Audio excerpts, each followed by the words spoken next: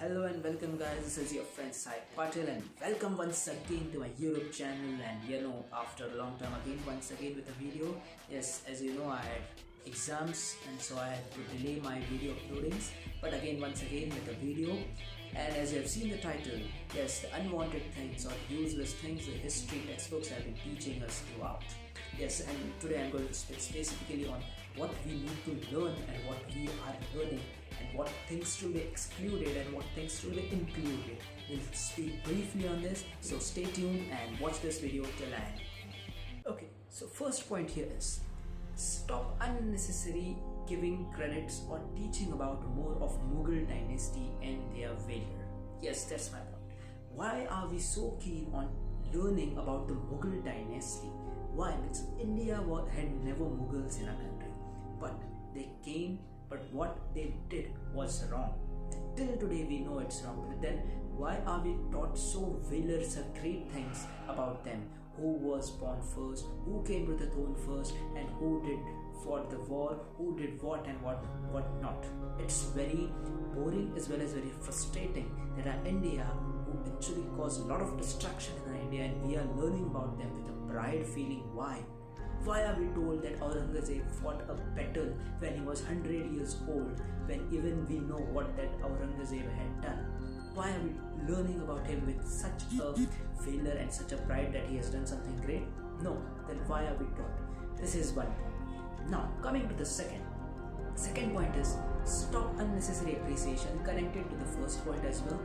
Stop unnecessary appreciation of the Mughal dynasty and focus on the kings. If at all you want to teach us the history, focus more on the kings who have done something good to this country, who have worked for the good causes. There are a lot many. There is Maharana Pratap, there is Chandragupta Maurya, there is Shivaji Maharaj. There are so many. We can teach you more in detail about this, but no, we are mostly keen on the Mughal dynasty. History textbooks have been dominated by this Mughal dynasty. I don't know from when. I have been learning history for so many years. I don't know what it is. I just know it's Mughal dynasty. I remember myself when I used to learn history. Hardly last lesson for history textbook is of Shivaji Maharaj, and it concludes within 10 to 15 pages. That's it. Shivaji Maharaj history is only of 10 to 15 pages. Oh, I can't believe this. And whereas if you see on the contrary, the history of Mughal dynasty is, the whole textbook is not enough to just make the valor or the pride of this Mughal dynasty. It's very frustrating. We need to know more about Maharana Pratap and Rani Lakshmi Bai, but unfortunately I came to know about this after watching the serials in my childhood. The TV serials, I used to watch the serials and I used to get to know about this great people. Why do I need this? And Mughal dynasty I have not watched any serial, but I know their history because even till today I have been taught Mughal dynasty history. Okay, so third point comes here. I would like to suggest, more or less, I can just suggest, I can't do anything, I'm not the authority, but I can just suggest through this video. Why are we taught unnecessary dates of birth and deaths, and again the rebirths and all the nonsense, Why are we taught so much that which king was born when did he come to the throne, and when did he actually die? How did he die? Who actually killed him? Why? This is my question to all of the history teachers. If any of the history teachers is watching my video, my question is to them. Why is this taught? Okay, fine, you are teachers, it's your job to teach whatever is prescribed in the syllabus. And if anybody who's watching this video, please pass on this video to the authorities. Please let them take the decision. I want to ask a question to all. Do you have any answer? Why are we learning this? Who was born when? Who did die when? When, why, and how did they come to the throne? All these bullshit questions, actually it's of no use. Whichever field if you go, it's of no use until and unless you go in the field of historian or archaeologist. Now believe me, in a class there are 40 to 50 students. You cannot expect every 40 to 50 students to be an archaeologist or historians. Then why all are taught this boring, unwanted history and unwanted syllabus? In the name of syllabus, you cannot just add whatever you want and you can just say that you have to learn this because it is there in syllabus, or else you will not get marks. Oh come on, what kind of attitude is this? I don't support this, and this is one of the strong points I have to put, that why unnecessary history has been stressed out and feeded in the minds of our students. Yes, and the next point which I want to get into is one of the famous battles in our Indian history. We know everything, we have learned everything, as I mentioned in earlier point, the Mughal history and everything. One of the battle is Sarigar, the battle which was fought by 21 Sikhs against 10,000 of Khans.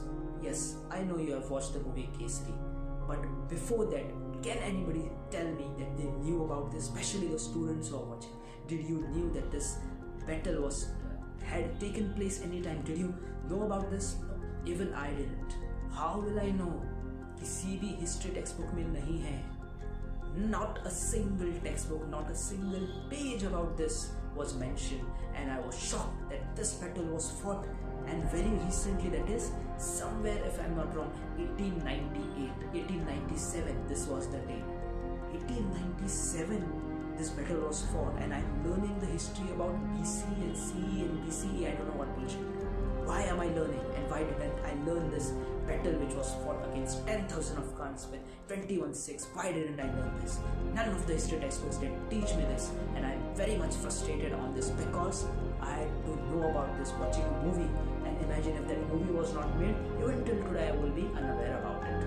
This is the worst part, what I feel that history textbooks need to change. History is not bad, but what it is teaching you and how it has been taught to you makes it boring. Why history has been a worldwide boring subject? Why, especially in Indian context, history is considered as the boring? Boring is because of this.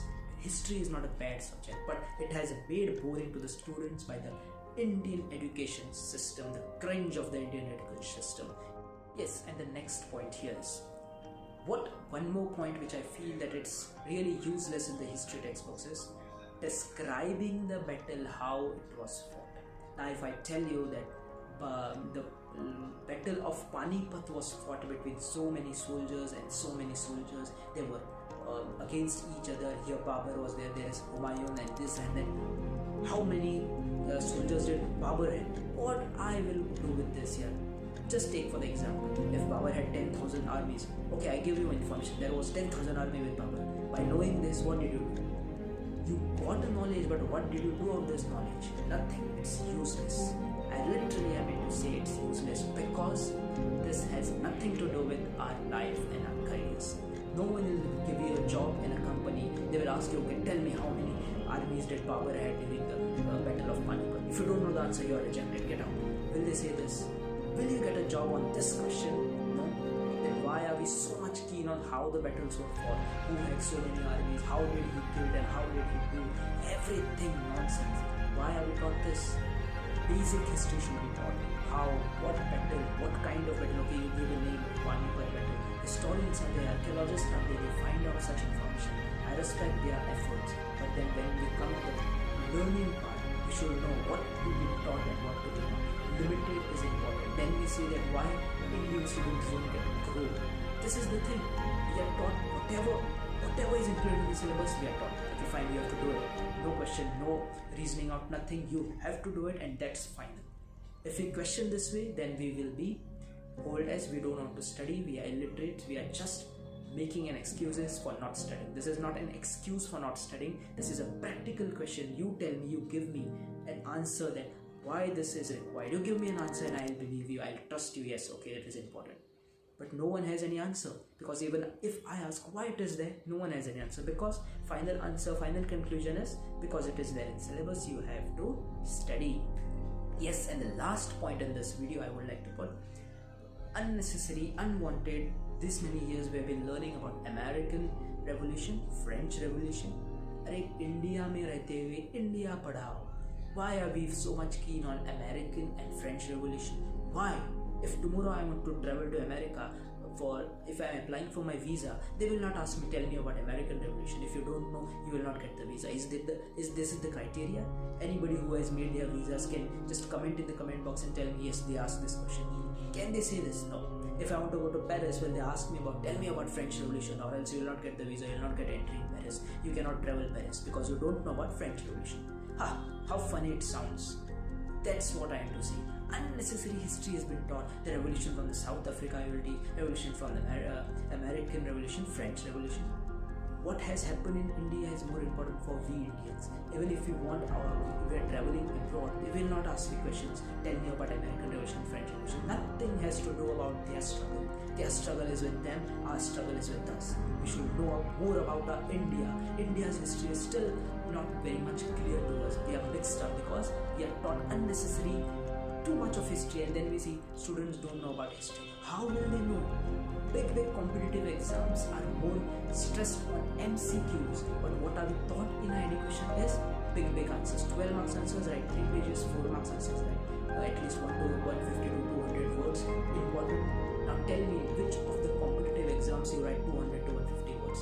Most of them teach us MCQs. So we have never been keen on teaching MCQs, but we were more stressing on teaching them extra and exaggerated answers describing how the battles were fought, why did the battles were fought, how and who killed whom, and how did they do, how the battle go about. Exactly the filmy scene will be brought in front of us, and we were being taught. Finally, what is the conclusion after this? Memory is increased, but knowledge is remained aside. Knowledge is more important than memorization. Memorization is part of your knowledge, but knowledge is first important. So finally, concluding this video, I just want to give a message that if this video has been got to some authorities, high authorities, please think over it. Don't take it as a hate speech. It is not a hate speech to anybody. It's just my suggestions or my lookouts, what I feel as a history student. What things should be included and what things should be excluded. Okay, if I'm really very sorry if anybody's sentiments are hurt, but this is my duty to tell, because as a student I know what difficulties I have faced. So it's my duty, I thought, through this medium at least I can convey few people at least, but okay, few are also okay for me. With this, I would like to end.